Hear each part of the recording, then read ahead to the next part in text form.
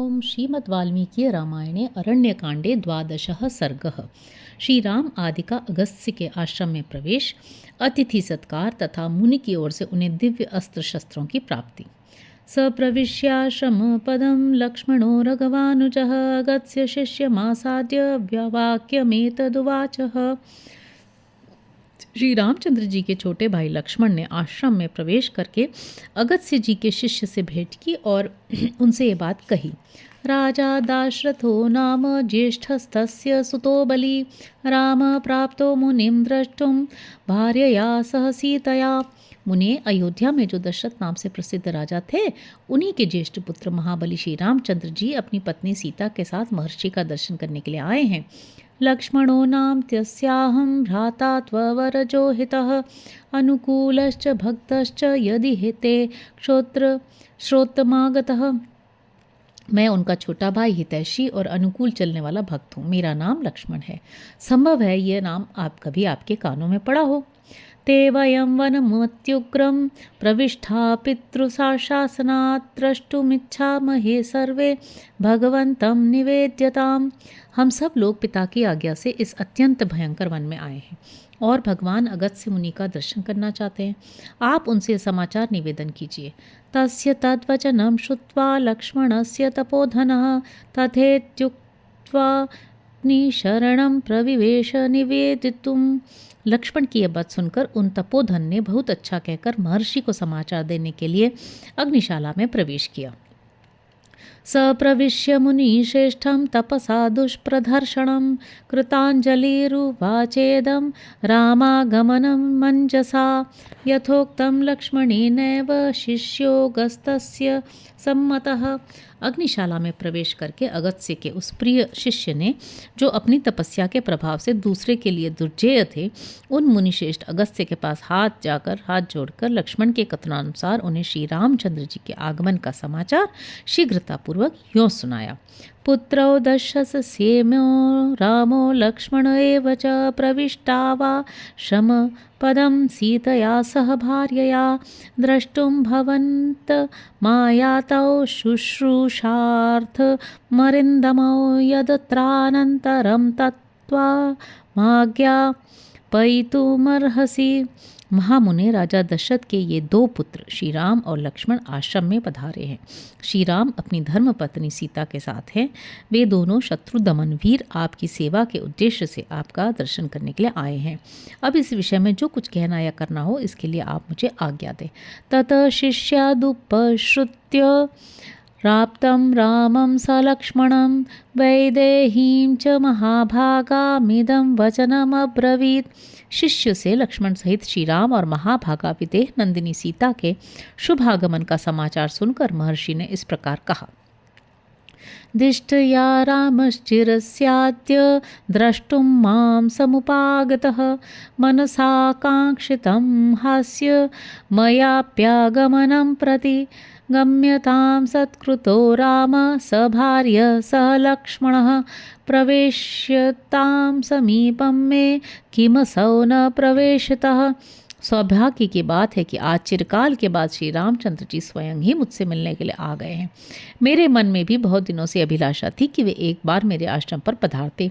जाओ, पत्नी सहित श्री राम और लक्ष्मण को सत्कार पूर्वक आश्रम के भीतर मेरे समीप ले आओ। तुम अब तक उन्हें ले क्यों नहीं आए?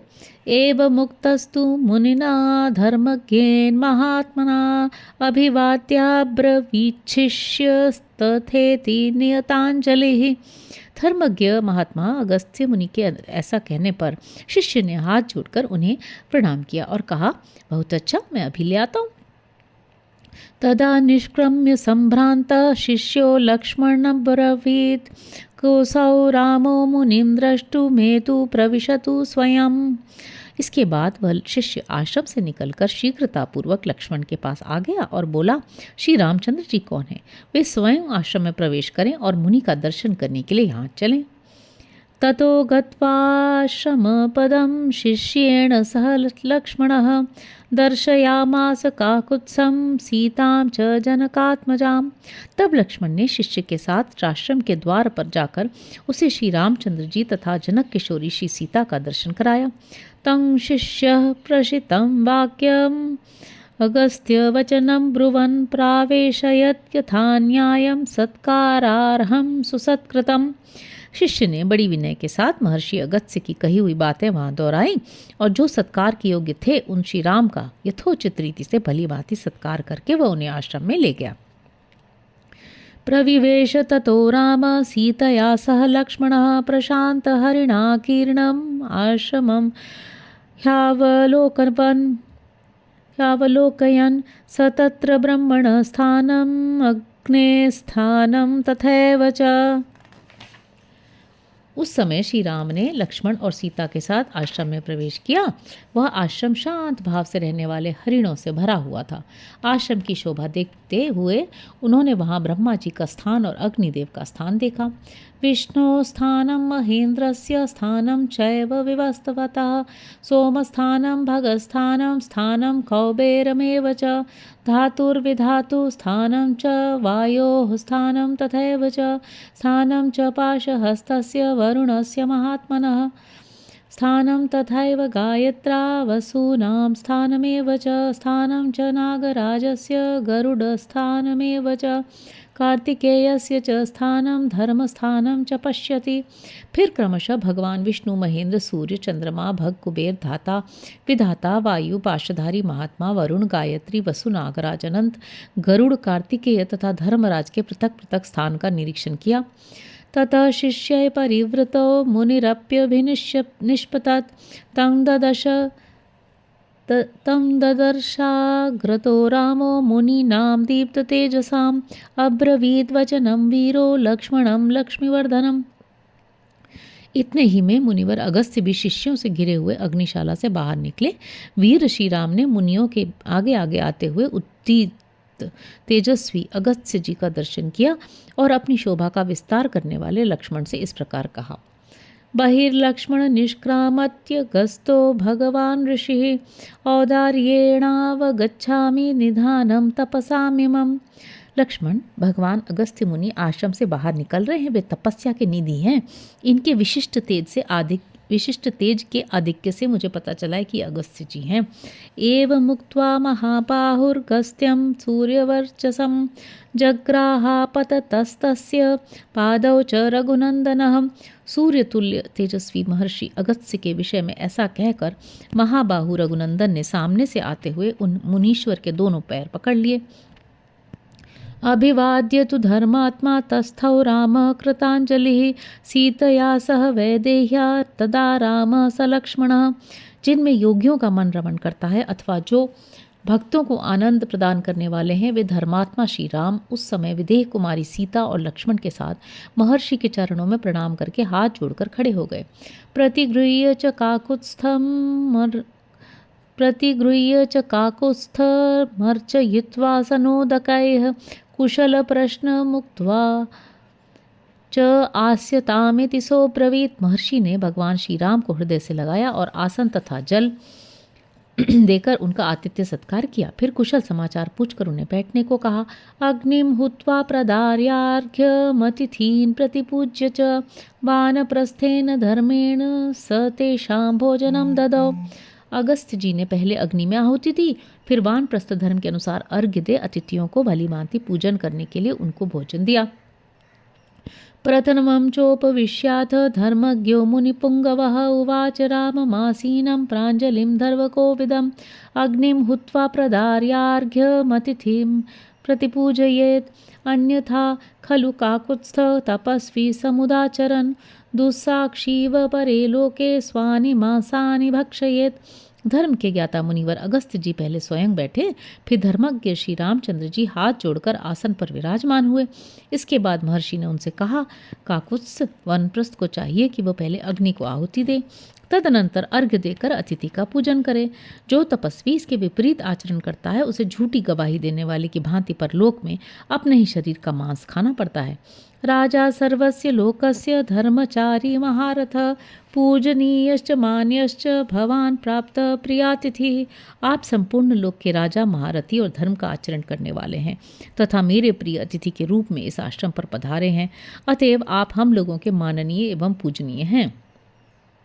एवमुक्त्वा फलैर्मूलैः पुष्पैश्चान्यैश्च राघवं पूजयित्वा यथा कामं ततो गस्त्यस्तम् अब्रवीत्। ऐसा कहकर महर्षि अगस्त्य ने फल मूल फूल और अन्य उपकरणों से इच्छानुसार भगवान श्री राम का पूजन किया। तत्पश्चात अगस्त्य जी उनसे इस प्रकार बोले। इदं दिव्यं महच्चापं हेमवज्र विभूषितं वैष्णवं पुरुषव्याघ्र निर्मितं विश्वकर्मणा अमोघः सूर्यसङ्काशो ब्रह्मदत्तः शरोत्तमः तत्तौ मम महेन्द्रेण तूणी चाक्षव्यसायकौ सम्पूर्णौ निशितैर्बाणैर्ज्वलद्भिर्पावकैः महाराजत्कोशोऽयं सिर्हेम विभूषितः। पुरुष सिंह यह महान दिव्य धनुष विश्वकर्मा जी ने बनाया है। इसमें सुवर्ण और हीरे जड़े हैं। यह भगवान विष्णु का दिया हुआ है तथा यह जो सूर्य के समान दीप्यमान अमोघ उत्तम बाण है ब्रह्मा जी का दिया हुआ है। इनके सिवा इंद्र ने ये 2 तरकस दिए हैं जो तीखे तथा प्रज्वलित अग्नि के समान तेजस्वी बाणों से सदा भरे रहते हैं, कभी खाली नहीं होते। साथ ही ये तलवार भी है जिसकी मूठ में सोना जड़ा हुआ है। इसकी म्यान भी सोने की बनी हुई है। अनेन धनुषा राम हत्वा संख्ये महासुरानाजहार श्रियं दीप्तां पुरा विष्णुर्दिवौकसाम् तद्धनुस्तौ च तुणी च शरं खड्गं च मानद जयाय प्रतिगृह्वीश्व वज्रम वज्रधरो यथा। श्री राम पूर्व काल में भगवान विष्णु ने इसी धनुष से युद्ध में बड़े बड़े असुरों का संहार करके देवताओं की उद्दीप्त लक्ष्मी को उनके अधिकार से लौटाया था। मानद, आप ये धनुष, ये दोनों तरकस, ये बाण और ये तलवार राक्षसों पर विजय पाने के लिए ग्रहण कीजिए, ठीक उसी तरह जैसे वज्रधारी इंद्र वज्र ग्रहण करते हैं। एव मुक्त्वा महातेजा समस्तं तत्परायुधं दत्वा रामाय भगवान अगस्त्य पुनरब्रवीत्। ऐसा कहकर तेजस्वी अगस्त्य ने ये सभी श्रेष्ठ आयुध श्री रामचंद्र जी को सौंप दिए। तत्पश्चात वे फिर बोले। इत्यार्षे श्रीमद् रामायणे वाल्मीकि आदि काव्य अरण्यकांडे 12 सर्ग। इस प्रकार श्री वाल्मीकि निर्मित आर्ष रामायण आदि काव्य के अरण्यकांड में 12वां सर्ग पूरा हुआ। 13 सर्ग। महर्षि अगस्त्य का श्री राम के प्रति अपनी प्रसन्नता प्रकट करके सीता की प्रशंसा करना, श्री राम के पूछने पर उन्हें पंचवटी में आश्रम बनाकर रहने का आदेश देना तथा श्री राम आदि का प्रस्थान। राम प्रीतोस्मि भद्रं ते परितुष्टोस्मि लक्ष्मण अभिवादयितुं यन्मां प्राप्तौ स्थ स सीतया। श्री राम, आपका कल्याण हो। मैं आप पर बहुत प्रसन्न हूँ। लक्ष्मण, मैं तुम पर भी बहुत संतुष्ट हूँ। आप दोनों भाई मुझे प्रणाम करने के लिए जो सीता के साथ यहाँ तक आए, इससे मुझे बड़ी प्रसन्नता हुई है। अश्व अध्वश्रमेण वाम खेदो बाधते प्रचुरश्रमः मुत्कंठते वापि मैथिली जनकात्मजा।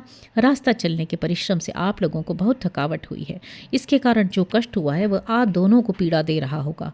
मिथिलेश कुमारी जानकी भी अपनी थकावट दूर करने के लिए अधिक उत्कंठित है, ये बात स्पष्ट ही जान पड़ती है। एषा च सुकुमारी च खेदैश्च न विमानिता प्राज्यदोषं वनं प्राप्ता भर्तृस्नेह प्रचोदिता। ये सुकुमारी है और इससे पहले इसे ऐसे दुखों का सामना नहीं करना पड़ा है। वन में अनेक प्रकार के कष्ट होते हैं, फिर भी ये पति प्रेम से प्रेरित होकर यहाँ आई है। यथैषा रमते राम इह सीता तथा कुरु दुष्करं कृतवत्येषा वने त्वामभिगच्छति। श्री राम, जिस प्रकार सीता का यहाँ मन लगे, जैसे भी यह प्रसन्न रहे, वही कार्य आप करें। वन में आपके साथ आकर इसने दुष्कर कार्य किया है। एषा ही प्रकृति स्त्रीणामसृष्टे रघुनंदन समस्तमनुरज्यन्ते विषमस्थं त्यजन्ति च। रघुनंदन, सृष्टिकाल से लेकर अब तक स्त्रियों का प्राय यही स्वभाव रहता है कि यदि पति सम अवस्था में है, अर्थात धन धान्य से संपन्न, स्वस्थ एवं सुखी है, तब तो वे उसमें अनुराग रखती हैं। परंतु यदि वह विषम अवस्था में पड़ जाता है, दरिद्र या रोगी हो जाता है, तब उन्हें त्याग देती हैं। शतनदानां लोलत्वं शस्त्राणां तीक्ष्णतां तथा गरुडानिलयोः शीघ्रमनुगच्छन्ति योषितः। स्त्रियां विद्युत की चपलता, शस्त्रों की तीक्ष्णता तथा गरुड़ एवं वायु की तीव्र गति का अनुसरण करती हैं। इयं तु भवतो भार्या दोषैरेतैर्विवर्जिता श्लाघ्या च व्यपदेश्या च यथा देवीश्वरुन्धति। आपकी अधर्म पत्नी सीता इन सब दोषों से रहित हैं, स्पृहणीय एवं पतिव्रताओं में उसी तरह अग्रगण्य है जैसे देवियों में अरुंधति। अलङ्कृतोऽयं देशश्च यत्र सौमित्रिणा सह वैदेह्या चानया राम वत्स्यसि त्वमरिन्दम। शत्रुदमन श्री राम, आज से इस देश की शोभा बढ़ गई जहाँ सुमित्रा कुमार लक्ष्मण और विदेह नंदिनी सीता के साथ आप निवास करेंगे।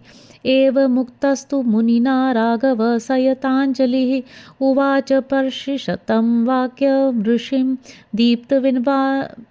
दीप्तमिवानलम। मुनि के ऐसा कहने पर श्री रामचंद्र जी ने प्रज्वलित अग्नि के समान तेजस्वी उन महर्षि से दोनों हाथ जोड़कर यह विनययुक्त बात कही। धन्योऽस्म्यनुगृहीतोऽस्मि यस्य मे मुनिपुंगवः गुणैः सभ्रातृभार्यस्य गुरुर्नः परितुष्यति। भाई और पत्नी सहित जिसके अर्थात मेरे गुणों से हमारे गुरुदेव मुनिवर अगस्त्य यदि संतुष्ट हो रहे हैं तब तो मैं धन्य हूँ, मुझ पर मुनीश्वर का महान अनुग्रह है। किंतु व्यादिश मे देशम सोदकम बहुकाननम यत्राश्रम पदम कृत्वा वसेयम निरत सुखम। परंतु मुने, अब आप मुझे ऐसा कोई स्थान बताइए जहाँ बहुत से वन हो, जल की भी सुविधा हो और जहाँ आश्रम बनाकर मैं सुखपूर्वक सानंद निवास कर सकूं। ततो ब्रवीन् मुनिश्रेष्ठ श्रुत्वा रामस्य भाषितं ध्यात्वा मुहूर्तं धर्मात्मा ततो वाच वच शुभम। श्री राम का यह कथन सुनकर मुनिश्रेष्ठ धर्मात्मा अगस्त्य ने 2 घड़ी तक कुछ सोच विचार किया। तदनंतर वे शुभ वचन बोले। इतो द्वियोजनेतात बहुमूलफलोदकः तेषो बहुमृग श्रीमान् पंचवट्यभिविश्रुतः। तात यहाँ से 2 योजन की दूरी पर पंचवटी नाम से विख्यात एक बहुत ही सुंदर स्थान है जहाँ बहुत से मृग रहते हैं और फल मूल और जल की अधिक सुविधा है। तत्र गत्वाश्रमपदं कृत्वा सौमित्रिणा सह रमस्वतं पितुर्वाक्यं यथोक्तमनुपालयन्। वहीं जाकर लक्ष्मण के साथ आप आश्रम बनाइए और पिता की यथोक्त आज्ञा के पालन करते हुए वहाँ सुखपूर्वक निवास कीजिए। विदितो ह्योष वृत्तान्तो मम सर्वस्तवानघ तपसश्च प्रभावेण स्नेहा दशरथस्य च। अनघ, आपका और राजा दशरथ का ये सारा वृत्तांत मुझे अपनी तपस्या के प्रभाव से और आपके प्रति स्नेह होने के कारण अच्छी तरह विदित है। हृदयस्थं च ते छंदो विज्ञातं तपसा मया इह वासं प्रतिज्ञाय मया सह तपोवने। आपने तपोवन में मेरे साथ रहने की और वनवास का शेष समय यहीं बिताने की अभिलाषा प्रकट करके भी जो यहाँ से अन्यत्र रहने योग्य स्थान के विषय में मुझसे पूछा है, इसमें आपका हार्दिक अभिप्राय क्या है, यह मैंने अपने तपोबल से जान लिया है। आपने ऋषियों की रक्षा के लिए राक्षसों की वध की प्रतिज्ञा की है। इस प्रतिज्ञा का निर्वाह अन्यत्र रहने से ही हो सकता है क्योंकि यहाँ राक्षसों का आना जाना नहीं होता है।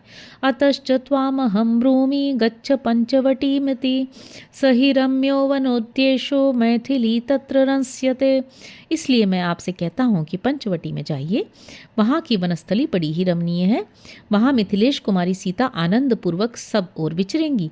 सदेश श्लाघनीयश्च नाति दूरे च राघव गोदावर्याः समीपे च मैथिली तत्र नश्यते। रघुनंदन, यह स्पृहणीय स्थान यहाँ से अधिक दूर नहीं है, गोदावरी के पास है, अतः मैथिली का मन वहाँ बहुत लगेगा। प्राज्य मूल फलेश्चैव नाना द्विजगणैर्युतः विविक्तश्च महाबाहो पुण्यो रम्यस्तथैव च। महाबाहो, वह स्थान प्रचुर फलमूलों से संपन्न भांति भांति के विहंगों से सेवित एकांत पवित्र और रमणीय है। भवानपि सदाचार शक्तश्च परिरक्षणे अपि चात्र वसन राम तापसान् पालयिष्यसि। श्री राम, आप भी सदाचारी और ऋषियों की रक्षा करने में समर्थ हैं, अतः वहाँ रहकर तपस्वी मुनियों का पालन कीजिएगा। एतदालक्ष्यते वीर मधुकाना महावनम् उत्तरेणास्य गन्तव्यं न्यग्रोधमपि गच्छता ततः स्थलमुपारुह्य पर्वतस्याविदूरतः ख्यात पंचवटीत्येव नित्यपुष्पितकाननः। वीर, ये जो महुओं का विशाल वन दिखाई देता है, इसके उत्तर की ओर से जाइएगा। उस मार्ग से जाते हुए आपको एक बरगद का वृक्ष मिलेगा। उसके आगे कुछ दूर तक ऊंचा मैदान है। उसे पार करके एक पर्वत दिखाई देगा। उस पर्वत से थोड़ी ही दूर पंचवटी नाम से प्रसिद्ध सुंदर वन है, जो सदा फूलों से सुशोभित रहता है। अगस्त्येनैव मुक्तस्तु राम सौमित्रिणा सह सत्कृत्या मंत्रयामास तम ऋषिं सत्यवादिनम। महर्षि अगस्त्य के ऐसा कहने पर लक्ष्मण सहित श्री राम ने उनका स्वागत सत्कार करके उन सत्यवादी महर्षि से वहां जाने की आज्ञा मांगी। तो तेनाभ्यनुज्ञातो कृतपादाभिवंदनौ तमाशमं पंचवटीं जगमतु स सीतया। उनकी आज्ञा पाकर उन दोनों भाइयों ने उनकी चरणों की वंदना की और सीता के साथ वे पंचवटी नामक आश्रम की ओर चले। गृहीत चापो तु नराधिपात्मजौ विषक्ततूणी समरेष्वकातरौ यथोपदिष्टेन पथा महर्षिणा प्रजग्मतुः पंचवटीं समाहितौ। राजकुमार श्री राम और लक्ष्मण ने पीठ पर तरकस बांध हाथ में धनुष ले लिए। वे दोनों भाई समरांगणों में कातरता दिखाने वाले नहीं थे। वे दोनों बंधु महर्षि के बताए हुए मार्ग से बड़ी सावधानी के साथ पंचवटी की ओर प्रस्थित हुए। इतिहासे श्रीमद् रामायणे वाल्मीकि आदि काव्य अरण्य कांडे 13 सर्ग। इस प्रकार श्री वाल्मीकि निर्मित आर्ष रामायण आदि काव्य के अरण्य कांड में 13वां सर्ग पूरा हुआ। हरि ओम।